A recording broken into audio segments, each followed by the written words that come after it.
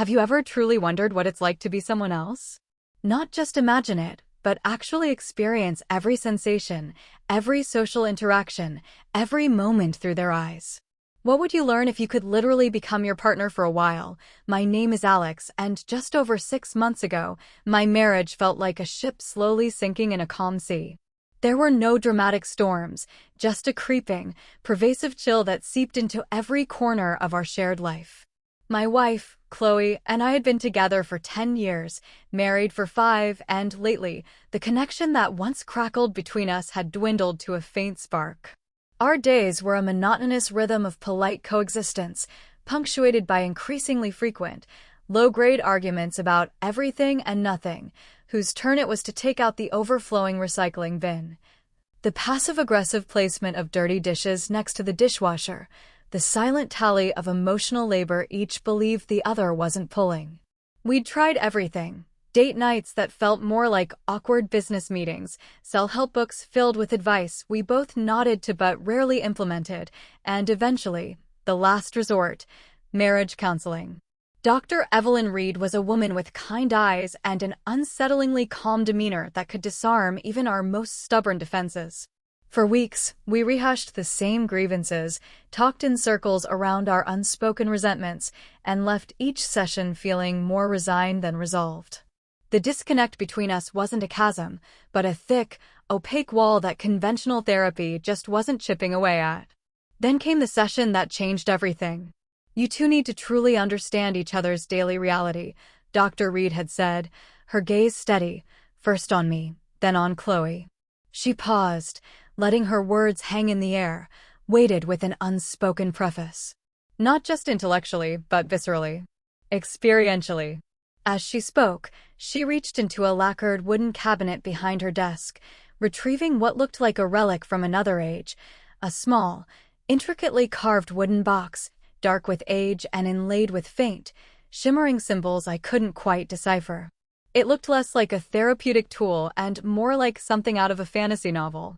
"This is unconventional," she continued, placing the box carefully on her desk between us. "But I've seen remarkable results with couples who are genuinely committed to making it work." Her eyes held a deep, knowing glint that suggested she wasn't talking about mere empathy exercises. "It allows for a temporary, complete consciousness transfer. A true body swap." I blinked, then barked out a laugh that was far too loud, too high-pitched, even to my own ears. "You're not serious, Dr. Reed, are you? A body swap? Like in the movies?" The idea was so preposterous, so utterly divorced from reality, that I genuinely thought she was testing our sense of humor, or perhaps our desperation. But she was. Her expression remained perfectly earnest, devoid of any hint of jest. Apparently, she had access to some kind of experimental technology or, as I suspected, something far older and more mystical. She was frustratingly vague about the specifics, speaking only of a highly advanced psionic projection matrix that could temporarily, and safely, swap two willing participants' minds and souls into each other's physical forms. The vagueness was almost as unsettling as the proposal itself. My jaw must have been on the floor, but it was Chloe who surprised me. After a moment of wide-eyed silence, she straightened her shoulders, a spark igniting in her eyes that I hadn't seen in months. "I'll do it," she said, her voice firm, resolute. "I'm in." I stared at her, then back at Dr. Reed, my mind reeling. "Chloe, are you insane? This is science fiction." My initial amusement had evaporated, replaced by a growing dread. The thought of inhabiting Chloe's body, of being Chloe, was an alien concept that twisted my stomach into knots. The privacy of my own physical form felt like an inviolable sanctuary. But Chloe's gaze met mine unwavering. "What do we have to lose, Alex? We're at a dead end. Maybe this is exactly what we need." She was right in a bleak, undeniable way. Our marriage was on life support. I was far more hesitant, my internal debate a whirlwind of fear and morbid curiosity. The logistical nightmares alone seemed insurmountable. But after another week, punctuated by a particularly heated argument about why I couldn't just load the dishwasher properly, a phrase that still made my blood boil, something in me snapped. The sheer exhaustion of the constant friction outweighed my apprehension. "Fine," I grumbled during our next session, running a hand through my hair. "I'll do it. But if I end up as a house cat, it's on you, Dr. Reed." She simply smiled, a serene, knowing smile. "Don't worry, Alex. The process is remarkably precise." We spent the next few days in a strange, surreal haze of preparation. It felt less like preparing for a profound, mind-bending experience and more like an elaborate, slightly ridiculous role-playing exercise. We sorted through wardrobes, trying to anticipate what we'd each need in the other's daily life. We created detailed chore schedules, wrote down passwords, and meticulously discussed boundaries for our time in each other's bodies. It was all so mundane, so practical, for something so utterly insane. We were creating a user manual for each other's lives, hoping it would be enough. The air between us was thick with a nervous energy, a mixture of trepidation and a strange, nascent excitement. The morning of the swap dawned, quiet and unassuming, utterly belying the monumental shift that was about to occur. I woke up feeling wrong. It wasn't just the unfamiliar softness of the mattress beneath me, or the scent of lavender and something vaguely floral that clung to the sheets, distinct from my usual laundry detergent. It was a profound, unsettling sense of internal disorientation. My body felt lighter somehow, the usual comforting heft of my limbs replaced by an airy delicacy. My hair, longer than mine, definitely, was tickling my neck, a sensation I hadn't felt since my rebellious teenage years. There was a subtle pressure on my chest, a gentle weight that shifted with my breathing, entirely new. When I opened my eyes, the first thing I saw was the ceiling fan, not my usual slightly too close view from my side of the bed. Then, as I shifted my gaze, my breath hitched. I was staring at myself. My body, Alex's body, was lying next to me, eyes still closed in sleep, face relaxed in a way I hadn't seen in months. The familiar contours of my own jaw, the slight rumple of my hair, the subtle rise and fall of my chest, it was all there, right beside me, utterly separate. A jolt of pure adrenaline shot through me. It had actually worked. I bolted upright, the sudden movement causing the weight on my chest to shift more dramatically. My eyes darted downwards. I was wearing Chloe's sleep shirt, a pale blue, silken thing, and beneath it, unmistakable even through the fabric, was the gentle curve of breasts. Her breasts. My breasts now. My hands, smaller, more slender, with neatly manicured nails that I definitely hadn't cultivated, flew to my face. I felt softer skin, finer bone structure, and different contours than I was accustomed to. A wave of vertigo washed over me. "Oh my God," I whispered, the words catching in my throat. The voice that emerged was higher, softer, undeniably Chloe's. It was a sound I'd heard countless times, but never from my own vocal cords. I clapped my hand over my mouth, the sound of her voice in my throat utterly surreal. The movement, the whispered exclamation, the sudden, sharp intake of breath, it woke my body. No, not my body. Chloe in my body, who blinked sleepily at the ceiling, then slowly turned her head. Her eyes, Alex's eyes now, widened in shock as she took me in. The realization dawned on her face, mirroring my own bewildered horror and awe. She sat up, running my hands, strong, calloused, undeniably male, through my hair. "It actually worked," she said, her voice deeper, gruffer, distinctly mine. She sounded both amazed and, I detected, a touch of exhilaration. She looked down at my hands, flexing the fingers, examining the familiar lines on the palms, a strange mixture of recognition and novelty on her face. A small, almost imperceptible smile played on my lips. The first hour was a bewildering, often comical, period of basic adjustment. Everything felt wrong, fundamentally out of sync. I was shorter, my perspective on the room noticeably lower. I was lighter, almost buoyant, as if gravity had loosened its grip on me. The constant awareness of the hair falling into my face was a minor but persistent annoyance, a new sensory input I couldn't ignore.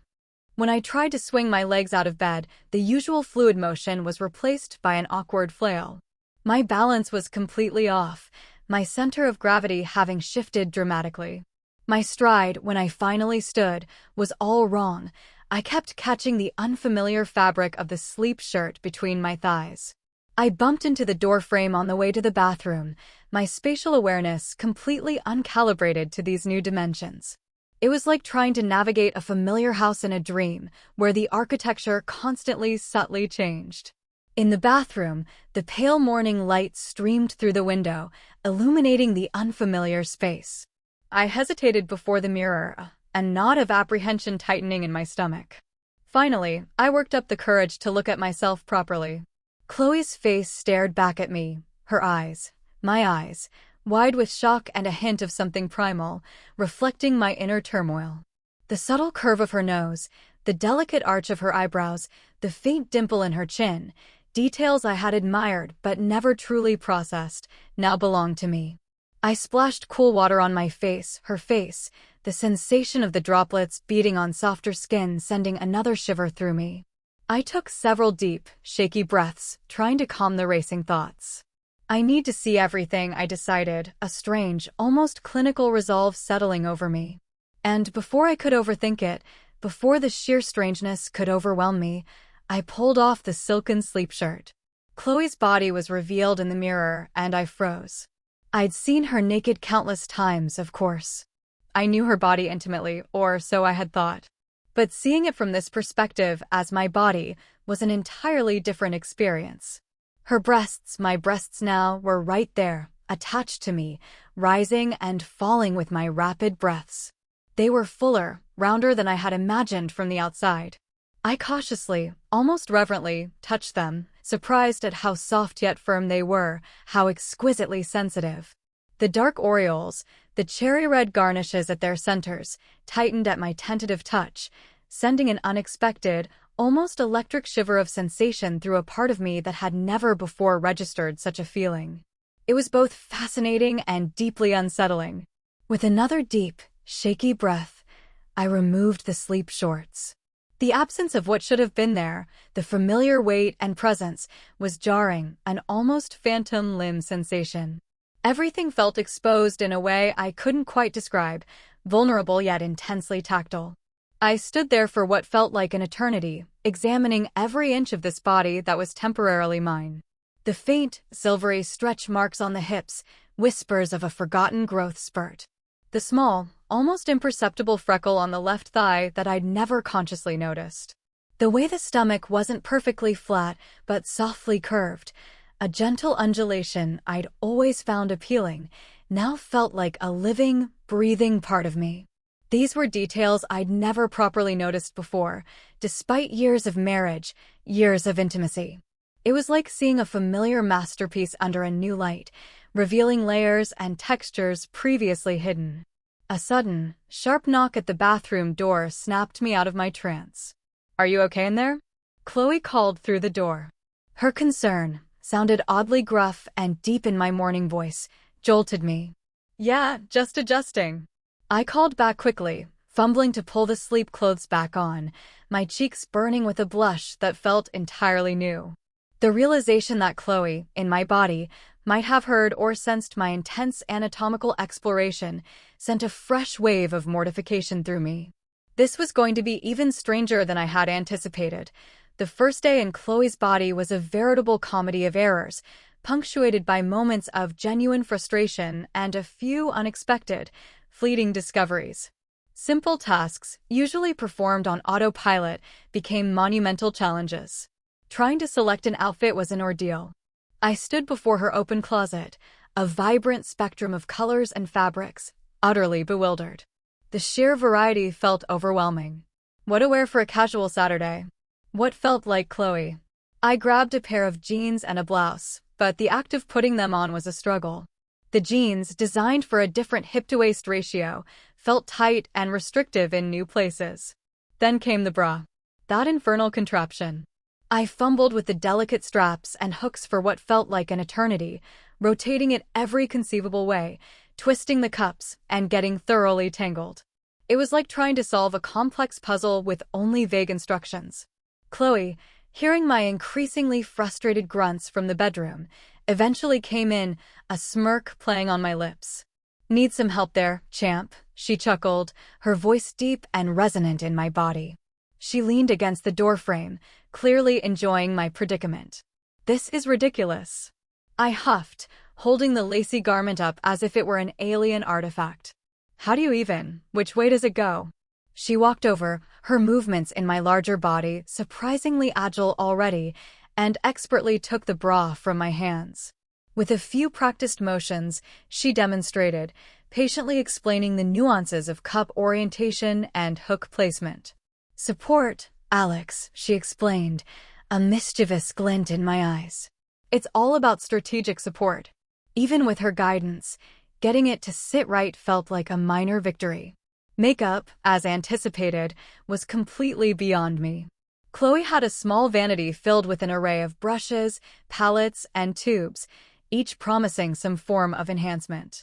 I picked up the mascara wand, remembering how effortlessly Chloe would apply it. How hard can it be? I thought. Very. I managed to poke myself in the eye twice before giving up, tears streaming down my face, leaving me with a streaky, raccoon-like appearance. The eyeliner looked less like a delicate line and more like a battle scar. I settled for a dab of lip gloss, feeling utterly defeated by the ritual. And then there was the first time I had to pee. Standing over a toilet, as I always had, felt instinctively right. But in Chloe's body, the mechanics were entirely different. The sudden realization that I would have to sit down was surprisingly awkward. The unfamiliar angles, the necessity of conscious alignment, it was such a profound departure from decades of habit that I almost called the whole experiment off right then and there. It felt intensely vulnerable, exposed in a way I hadn't expected. Chloe, meanwhile, found my struggles hilarious. She seemed to be adapting to my body with frustrating ease, almost a natural. "Now you know what I dealt with as a teenager," she said, watching me wobble precariously in her low heels, a pair she considered sensible. She'd taken to walking around the house with a newfound swagger, enjoying the extra height and strength. I watched her carry a heavy bag of groceries in with one arm, a task I usually grumbled about even with both. There was a confidence in my movements that was both intriguing and slightly irritating. She was thriving while I felt like a newborn giraffe. By evening, I was utterly exhausted, not from physical exertion, but from the constant, heightened awareness of being in an unfamiliar body.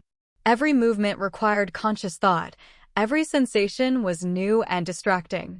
The subtle sway of my hips as I walked, the brush of fabric against my breasts, the lighter impact of my feet on the floor, it was a constant, low hum of sensory information that my brain was struggling to process.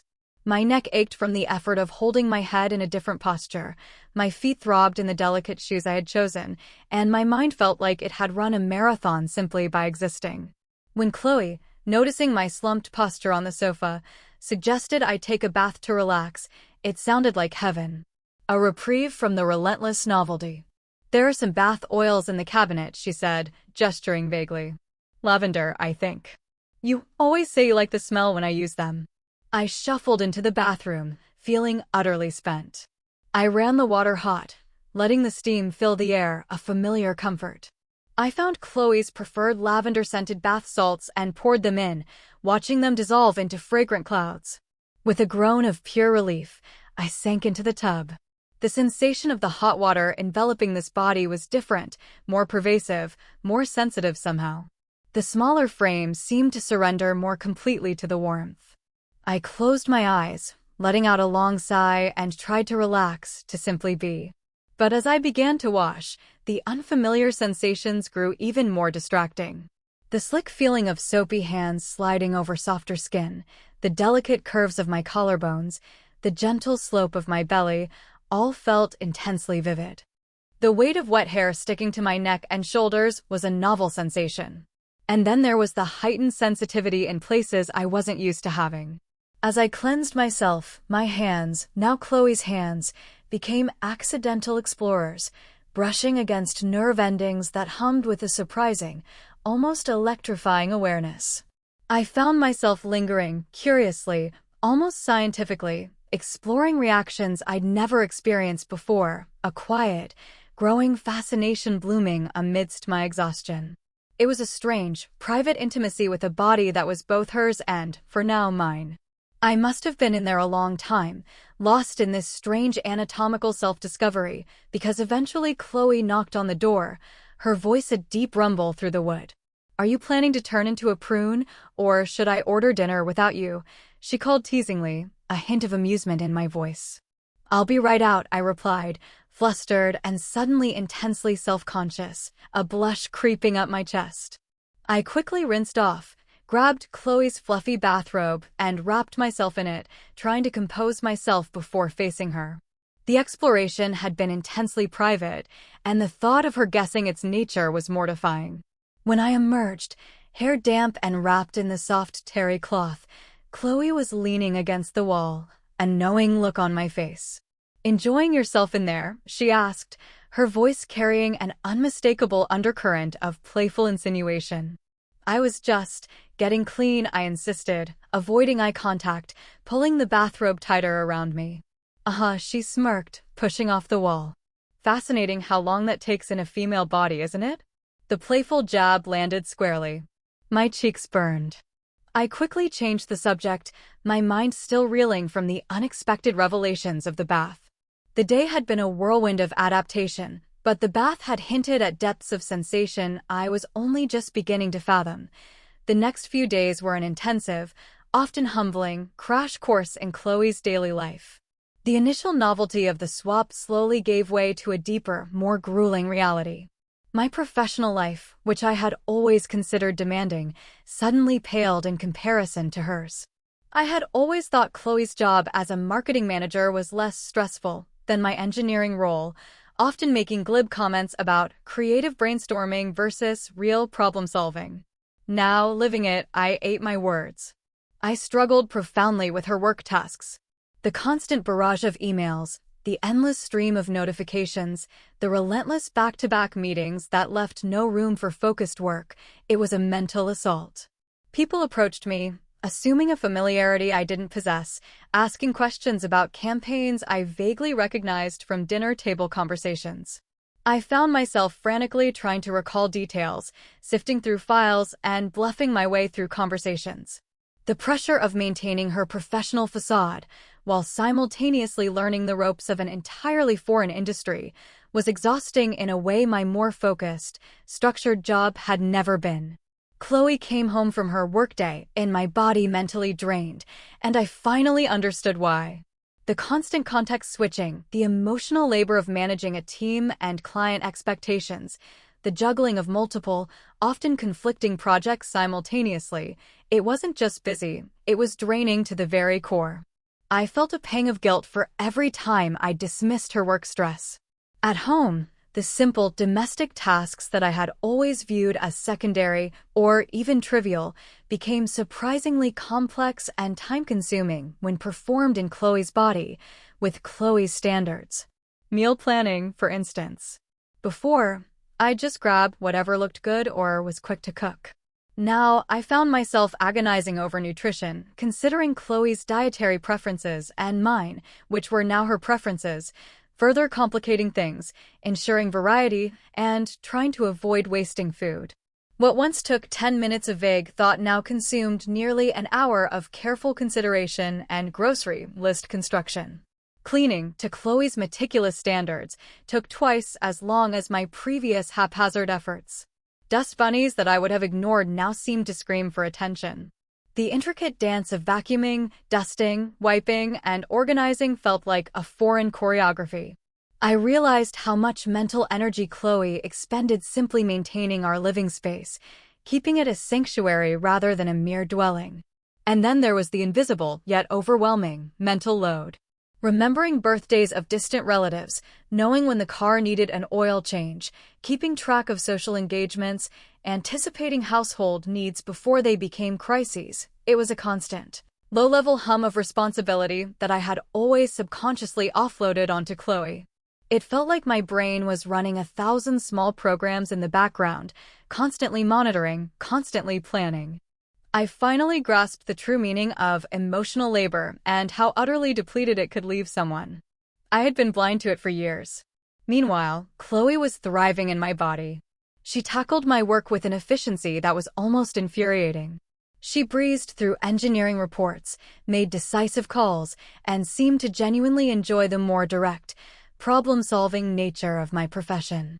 She handled physical tasks with a delight that surprised me, easily moving furniture or lifting heavy items that Chloe's original body would have struggled with. The extra height and strength seemed to fill her with a newfound confidence. She even seemed to revel in the different social dynamics of being male. She came home one evening, positively glowing, a wide, triumphant smile on my face. "You wouldn't believe it, Alex," she marveled, kicking off my shoes with a flourish.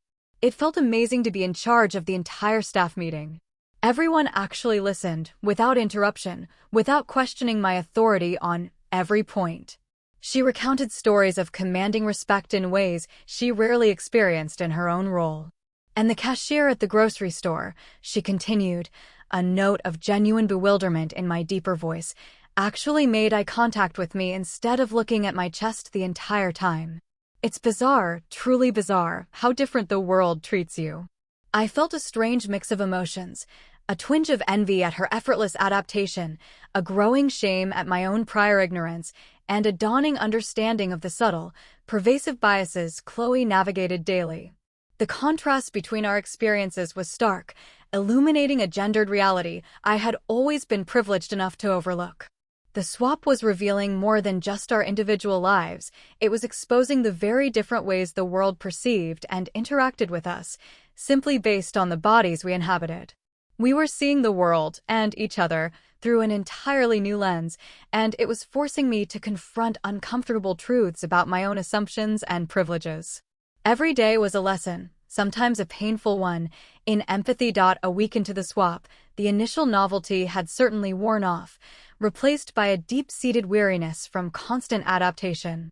I'd fallen into a pattern of wearing Chloe's most comfortable, forgiving outfits, mostly loose-fitting jeans and oversized sweaters or t-shirts. My motivation for fashion, or even basic presentation, was at an all-time low. I just wanted to be comfortable and blend in. But Chloe, in my body, noticed.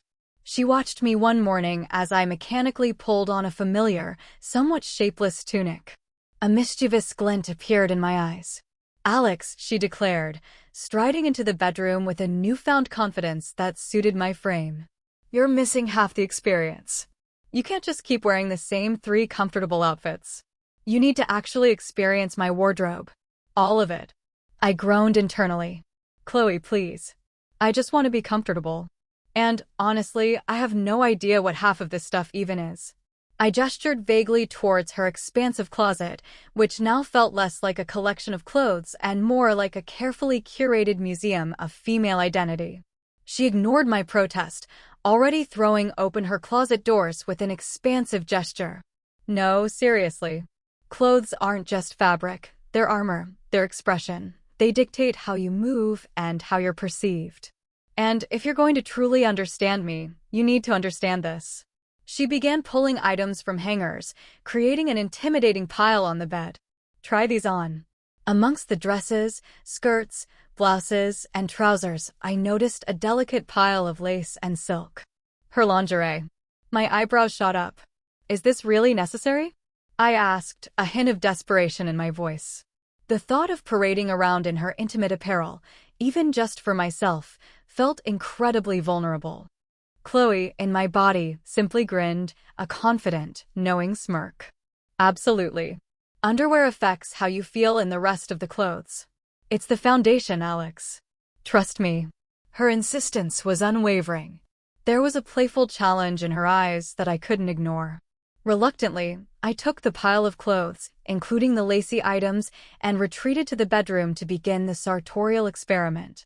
I closed the door, a strange mix of apprehension and reluctant curiosity swirling within me. I picked up the black lace bra and matching panties first. Figuring out the bra again was a slight struggle, but this time, with the memory of Chloe's earlier lesson, I managed to adjust everything properly. Standing in front of the full-length mirror, I turned slowly. I was genuinely taken aback. Chloe's body, now adorned in the delicate fabric, looked surprisingly different to me. It wasn't just about seeing it from the inside out, it was about the way the lace framed and accentuated the subtle hint of skin beneath. There was a sense of quiet power, a confident femininity that I hadn't expected. It wasn't about being alluring to someone else, but about a feeling of self-possession. It was a revelation, a quiet understanding of how intimate work could contribute to a sense of internal comfort and confidence, not just external appeal. I then embarked on the full wardrobe exploration. Outfit after outfit. A fitted pencil skirt and silk blouse made me feel poised and professional, but also slightly constrained. A flowy sundress made me feel light and ethereal, the fabric moving with a delightful sway around my legs. A pair of tailored trousers and a blazer felt authoritative. With each change, I understood a little more about how clothing affected Chloe's confidence, her posture, and her overall comfort. Some items made me stand taller, consciously or subconsciously, while others made me want to hide, to shrink into myself. The shoes, especially, were transformative. A pair of flats made me feel grounded, sneakers energetic. But a pair of elegant heels completely changed how I walked and carried myself, forcing a more deliberate, almost graceful gait. The slight strain on my calves, the different balance, it was a whole new way of navigating the world. When I finally emerged from the bedroom, a bit flushed and self-conscious, I was wearing a vibrant floral sundress and a soft, cream cardigan. Chloe clapped her hands, a genuine smile lighting up my face. Now you're getting it. How does it feel? I shifted my weight, feeling the unfamiliar fabric against my skin, the gentle rustle as I moved. Giraffe, I admitted, a slight blush rising on Chloe's cheeks, but also nice. I like how the fabric moves. It feels soft. I twirled slightly, feeling the skirt fan out around me. She grinned, a triumphant sparkle in my eyes. Exactly. Wait till you try the heels with it. It completes the look. I hadn't just tried on clothes, I had tried on different facets of Chloe's identity. The experience was a profound lesson in understanding the external presentations she chose and how those choices impacted her internal state and her interactions with the world. It was a layer of her life I had never truly considered, and now it was intimately mine. The wardrobe exploration culminated, unexpectedly, in a moment that truly began to shift the dynamics between us. It started as a joke, a playful dare from Chloe. We were planning dinner, and I, in Chloe's body, was feeling a little more comfortable and experimental after my fashion show. You know, Chloe said, gesturing with a wooden spoon towards a frilly, brightly colored apron hanging on the kitchen door. It was an extravagant, almost theatrical garment, complete with ruffles and a playful domestic goddess embroidered on the front. You should really go all out. Put on the apron, get those heels back on. Really embrace the domestic goddess look while you make dinner. I laughed, a little nervously. The idea was absurd, but also, strangely, appealing in its theatricality. You're serious? Absolutely, she said, my face radiating mischievous encouragement. It'll be hilarious. And besides, it might help you get into character. So, with a dramatic sigh and a roll of Chloe's eyes, I did it. I pulled on the frilly apron dress, its cotton fabric surprisingly light and pleasant against my skin. Then, with a grunt of effort, I squeezed my feet into the heels I had tried on earlier. Standing in the kitchen, apron tied, heels clicking on the tile floor, I felt simultaneously ridiculous and strangely empowered. There was an undeniable silliness to the whole tableau, and Chloe and I were both laughing, a genuine, unforced laughter that felt liberating. But as I began to move around the kitchen, chopping vegetables, stirring pots, the laughter slowly subsided, replaced by a different kind of energy. Something shifted. There was a new tension between us, a curious, almost electric hum that had been subtly building over days of seeing each other in such a profoundly new light. The constant observation, the shared vulnerability, the growing understanding of each other's experiences, it was all coalescing into something palpable. I was focused on sautéing garlic when Chloe came up behind me. She was taller now, in my body, and her presence felt substantial, warm. She reached around me, her hand brushing against my hip as she took hold of the stirring spoon to help me with the sauce. Her chest, my chest, pressed gently against my back. Her arms encircled me, and suddenly, I was acutely aware of every point of contact between us. The heat emanating from her, the soft fabric of her shirt against my back, the subtle scent of my cologne on her skin, the surprising pressure of my hands. It was an overwhelming sensory experience. A flutter, light as a butterfly's wing, erupted in my stomach, spreading outwards. It was a sensation I hadn't felt in years, certainly not with Chloe, and it was entirely unexpected. That night, sharing a bed as we had been doing out of logistical ease, it was simpler than setting up two separate sleeping arrangements. The tension finally boiled over. The day's playful intimacy, combined with the weeks of awkward navigation, curious exploration of our swapped bodies, and a slowly dawning, deeper understanding, reached a crescendo. We lay there, side by side, the silence charged with unspoken desires and new curiosities. Hesitantly, Chloe, in my body, turned to me. Her hand reached out, tentatively at first, brushing against Chloe's cheek, my cheek now. Then her fingers threaded through my hair. I leaned into her touch, my heart pounding a rhythm that felt both foreign and thrilling. Our eyes met, filled with a mixture of nervousness, anticipation, and a profound, wordless question. Then she leaned in, and we kissed. It was strange, utterly strange, yet undeniably wonderful. Her lips on mine, the familiar taste, the familiar pressure, but I was Chloe, and she was Alex. It was an inversion, a complete reversal of our usual intimacy. It was familiar, yet completely new, a delicious disorientation. I felt nervous, almost virginal again, experiencing everything from this reverse perspective. Every touch, every caress, every brush of skin was filtered through a new neural network, triggering fresh, electrifying sensations. Chloe took the lead at first, her larger hands gently guiding me, exploring this new landscape. It was like she was teaching me a familiar recipe, but all the ingredients had changed places, and the cooking method was entirely different. The preheating phase was slow, patient, filled with exploratory touches and soft murmurs that stirred a profound awareness within Chloe's body. When we started the proper meal preparation, the sensations were overwhelming. Having her mixing spoon where my oven used to be created entirely new flavor combinations, igniting nerves and receptors I didn't know existed. I discovered that my dinner rolls, the breasts I had touched so tentatively in the bath, had become incredibly sensitive ingredients that completely transformed the dish when handled properly. The gentle kneading, the careful attention to these newfound sources of pleasure sent waves of delicious intensity through me. When she finally began taste testing my special dish, her tongue sampling my most delicate ingredients, I nearly burned the whole meal from the sheer, overwhelming intensity. The heat kept building, a slow, delicious simmer that threatened to boil over at any moment.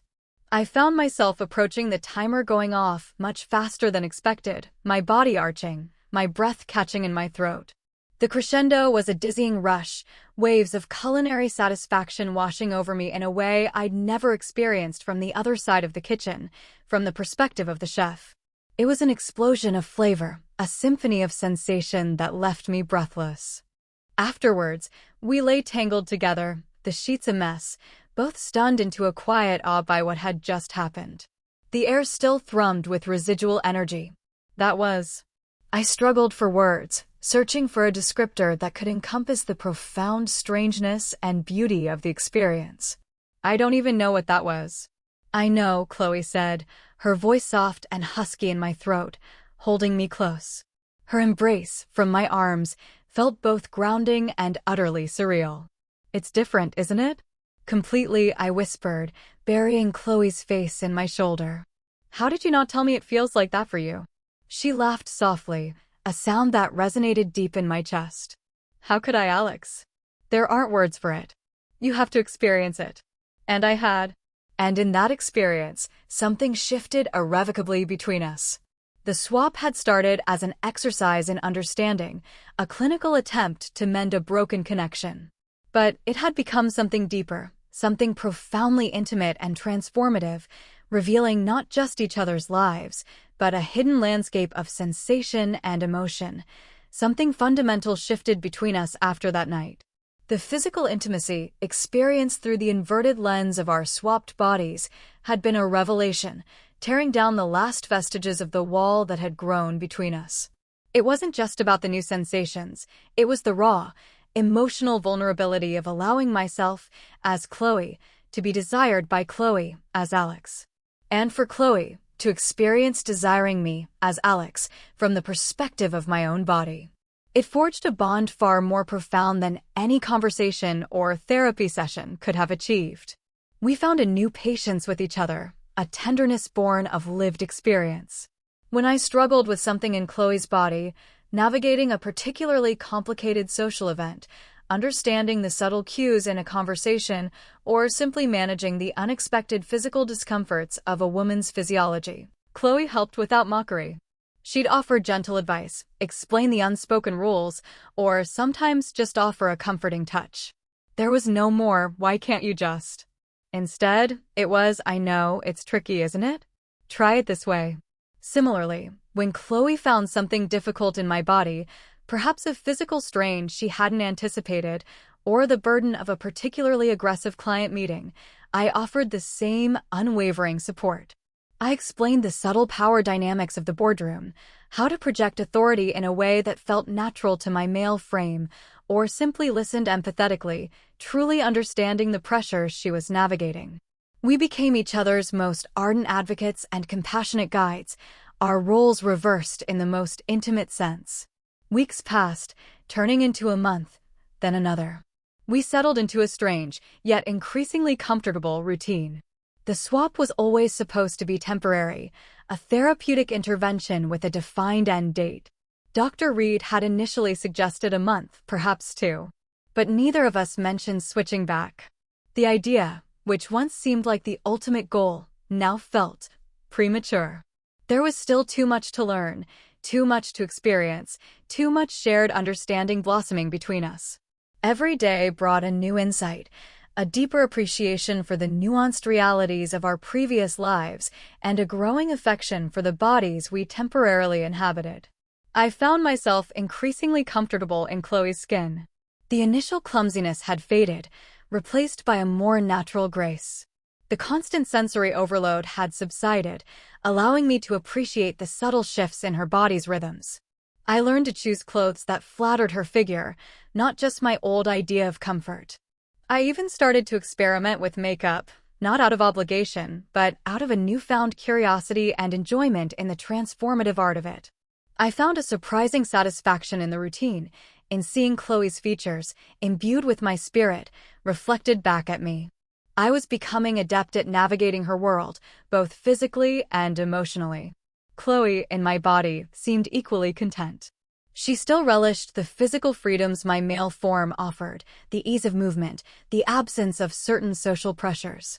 But she also gained a deeper understanding of the burdens of expectation, the pressure to always be strong, to suppress certain emotions. She became a more nuanced version of Alex, retaining her own empathy and warmth while embodying my physical presence. She used my body to its fullest potential, not just physically, but professionally, embracing challenges and seizing opportunities with a bold confidence that had often eluded her in her own life. We continued our sessions with Dr. Reed, though they had transformed from fraught discussions into reflective dialogues. She mostly listened, a knowing smile often playing on her lips, observing the profound changes in our dynamic. She never pressed us about switching back, sensing, I think, that the process was still unfolding organically, guiding us to a place of greater equilibrium. The wooden box remained on her desk, a silent, powerful reminder of the unconventional path we had taken. Our conversations, both in therapy and at home, were richer, more honest than they had been in years. We talked about the small joys and frustrations of our swapped lives, the unexpected privileges and hidden challenges. I spoke of the insidious ways women were often dismissed or underestimated, the constant awareness of physical vulnerability. Chloe spoke of the pressure to project an image of unwavering strength, the isolation that could come with it. We laughed, we commiserated, and most importantly, we understood. The swap wasn't just about empathy. It was about embodying empathy, letting it permeate every fiber of our being. We were two souls entwined, walking in each other's physical shoes, forging a connection that transcended the superficial and delved into the very essence of who we were. Weeks bled into months, each day layering new experiences and deepening our understanding. The initial discomforts had become second nature, the unfamiliar body now feeling like home. The swap was no longer an experimental therapy, but a profound, ongoing journey. Our relationship, once brittle and distant, had blossomed into something resilient and tender, rooted in a mutual respect that only true, lived experience could cultivate. We had found a harmony that had eluded us for years. Then came the morning sickness. It started subtly. A slight queasiness with my morning coffee, a momentary aversion to a scent that normally didn't bother me. At first, I dismissed it, thinking I'd eaten something bad, or perhaps it was just a touch of the flu going around the office. I tried to ignore it, pushing through the waves of nausea that would unexpectedly rise and then subside. But the symptoms persisted for several days, always worst in the morning. The smell of the coffee brewing in the kitchen, a scent I once associated with comfort, now made my stomach churn. Certain foods, previously palatable, suddenly seemed repulsive. The pattern was undeniable, too distinct to be a mere bug.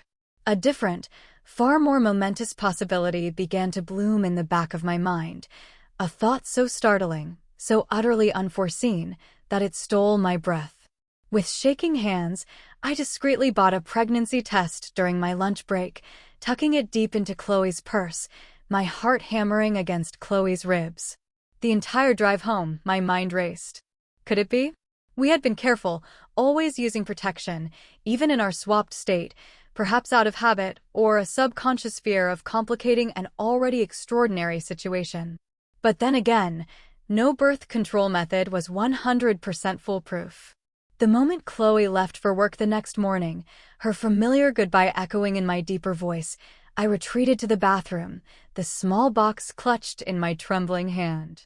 I followed the instructions meticulously, my hands feeling clumsy with nerves. The waiting period felt like an eternity, every second stretching into an agonizing minute. I stared at the plastic stick on the counter, willing it to show one line, just one. Then, slowly, unmistakably, a second line appeared. Faint at first, then growing darker, undeniable. Positive. I sank to the bathroom floor, the cool tiles a stark contrast to the burning heat in my chest. The test stick lay discarded on the bath mat, the little plus sign a stark, undeniable declaration. I was pregnant. In Chloe's body. With our baby. The reality of it was so monumental, so utterly mind-bending, that my brain struggled to process it. A tiny, new life was growing inside me, inside the body I had come to inhabit, the body that was still, biologically, Chloe's. An hour later, Chloe's key turned in the lock. I hadn't moved, still sitting on the cold floor, the test clutched loosely in my hand, my mind a whirl of shock, fear, and a strange, nascent wonder. When she walked in, she immediately noticed my crumpled posture and the small, white stick on the floor. Her eyes, Alex's eyes, widened in surprise, then confusion. She walked over, her face etched with concern. "Alex? What's wrong? What's that?" Wordlessly, I extended my hand, offering her the pregnancy test. She took it, her gaze falling on the definitive plus sign. Her expression shifted rapidly, confusion, then dawning realization, then utter shock. Her mouth opened, but no sound came out. Her eyes, my eyes now, darted from the test to my face, then down to Chloe's stomach, where a tiny, imperceptible life was beginning to stir. Then, a miracle happened. Her eyes, still wide with shock, began to fill with tears. Not tears of distress, I realized with a wave of immense relief, but happy ones. Joyful ones. A radiant smile slowly spread across my face. "We're having a baby," she whispered, her voice choked with emotion, as she dropped to her knees, pulling me into a fierce, tender hug. Her arms, my arms, wrapped around Chloe's body, embracing us both. But the practicalities, the mind-boggling implications, quickly resurfaced. "But I'm in your body," I pointed out, my voice thick with emotion, pulling back slightly to look at her. What do we do? What does this even mean? The question hung in the air, weighted with the enormity of our situation. We had successfully navigated the complexities of a body swap, but a pregnancy in the wrong body? This was an entirely new frontier. We returned to Dr. Reed's office the very next day, the pregnancy test clutched between us like a fragile, precious artifact. The air in her serene office felt charged with a new, even more profound significance. We explained our situation, Chloe doing most of the talking, her voice in my throat conveying a mix of awe and bewilderment. Dr. Reed listened calmly, her kind eyes observing us both, a faint, unreadable smile playing on her lips. She didn't seem nearly as surprised as she should have been. In fact, there was a certain expectation in her gaze, as if she had anticipated such a possibility all along. This has happened before, she assured us, her voice soft but firm, dispelling some of our frantic anxiety. Rarely, but it has happened. The psionic matrix doesn't interfere with biological functions, only with consciousness. So, yes, conception is possible. She gestured towards the carved wooden box on her desk. You have options, of course. Standard procedure in such an event is to reverse the swap immediately, allowing the biological mother to carry the child. A flicker of relief, then a pang of disappointment, went through me. Reversing the swap. It was the logical, most straightforward solution. Chloe, in her own body, would carry our baby. It made sense. But after months of inhabiting her form, of feeling the subtle rhythms and sensations, the thought of relinquishing this connection to the nascent life inside felt surprisingly painful. Dr. Reed continued, her gaze direct, as if reading my very thoughts. You can switch back, and Chloe can carry the baby, as would be biologically typical. Or I could stay like this and experience the pregnancy, I finished, the idea taking root in my mind as I spoke it aloud.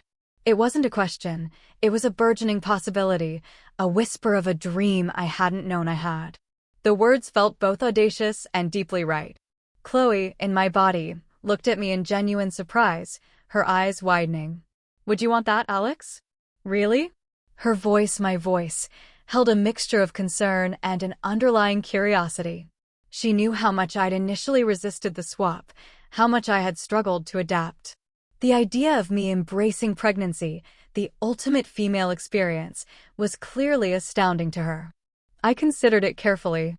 3 months ago, the mere idea of inhabiting a female body, let alone carrying a child, would have terrified me. It would have felt like an utter violation of my identity, a terrifying loss of self. My masculinity had always been a defining part of me, intrinsically linked to my physical form. But now, after months of walking in Chloe's shoes, of living in her body, of experiencing the world through her eyes, that rigid definition had softened, blurred, transformed. My internal landscape had shifted profoundly. I had learned to navigate not just her physical being, but the emotional nuances that came with it. I had learned to appreciate the strength in vulnerability, the power in softness, the deep connections formed through emotional labor. And now, feeling this new life growing inside me, inside this body I'd come to know so intimately, I found I was more than curious. I was excited. A profound sense of wonder had replaced the initial fear. The idea of experiencing pregnancy, of nourishing this child, of feeling every kick and flutter, was suddenly overwhelmingly appealing. It felt like the ultimate extension of this incredible journey of understanding. I think I would, I said slowly, meeting Chloe's gaze, my voice steady, imbued with a conviction that surprised even myself. If you're okay with it, of course. The decision wasn't just mine, it was ours. It had to be a shared journey, a mutual commitment. The look of love and profound understanding on my own face, on Chloe and my body, was answer enough. Her eyes, still shining with happy tears, crinkled at the corners. She reached across the desk, taking my hand, Chloe's hand, and squeezing it gently. Of course, I'm okay with it, Alex. More than okay. It's beautiful. Dr. Reed watched us, her smile serene. There's also a third option, she interjected, her voice breaking our tender moment. One that some couples in unique circumstances have chosen. You could switch back temporarily, periodically, giving both of you a break and allowing you both to remain connected to your original selves and to the experience of parenthood. That was the perfect compromise. We would switch back temporarily, every week or so, giving us both a chance to recharge in our original bodies, to maintain a connection to our baseline selves. More importantly, it meant we could both take turns to carry our child, to experience every moment of creating this new life. Chloe could experience the early stages, the first flutters, the growing belly, and then I could take over, ensuring we both shared in the miracle. It was an unprecedented proposition, a testament to the extraordinary path we had chosen. The idea of sharing this journey, of both feeling the growth of our child within, was exhilarating. It felt like the ultimate collaborative act, the perfect expression of our newfound, deeper connection. 6 months into our extraordinary swap, life had settled into a rhythm that was anything but ordinary. The decision to share the pregnancy, to switch back temporarily every week, had proven to be a stroke of genius. It was a logistical dance, a carefully orchestrated exchange of bodies that sometimes felt like a scene from a sci-fi movie, but it allowed us both to experience the miracle of impending parenthood in a way no couple ever had before. In Chloe's body, which was now undeniably mine in every visceral sense, I found myself fully embracing the journey. I meticulously kept a pregnancy journal, detailing every flutter, every craving, every new ache and wonder.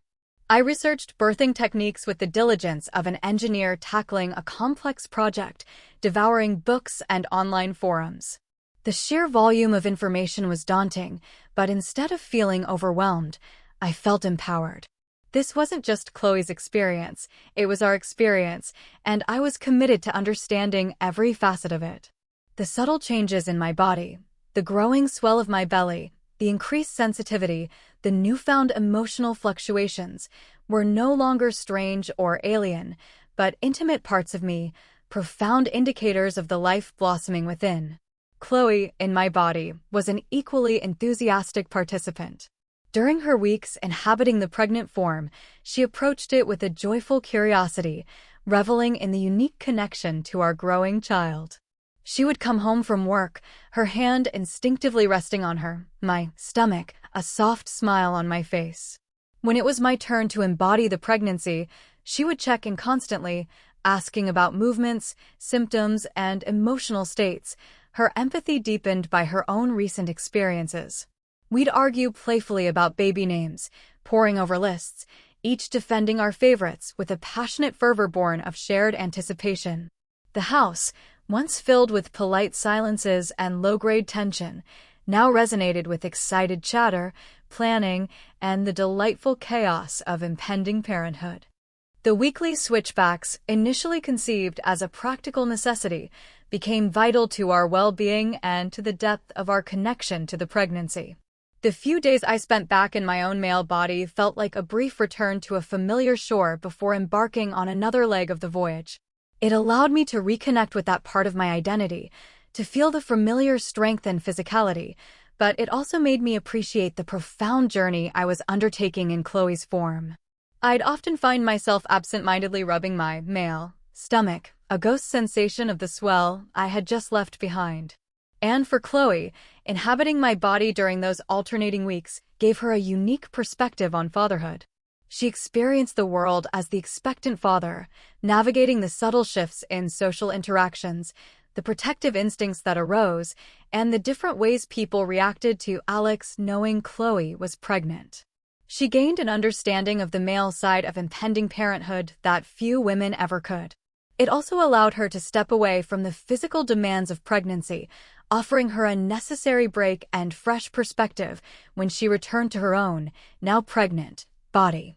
Sometimes I would catch my reflection, Chloe's reflection, in a shop window or a mirror at home. My hand would instinctively rest on the slight, then undeniable, swell of our growing child, and I would be overwhelmed by a wave of emotion. It wasn't just happiness or awe, it was a profound sense of how completely my perspective had changed. The person staring back at me was still Chloe, physically, but the soul within was undeniably Alex, an Alex who had been utterly transformed. I never expected to be excited about becoming a mother. My life had been mapped out, a trajectory of career, perhaps eventual fatherhood in a conventional sense. But then again, I never expected any of this.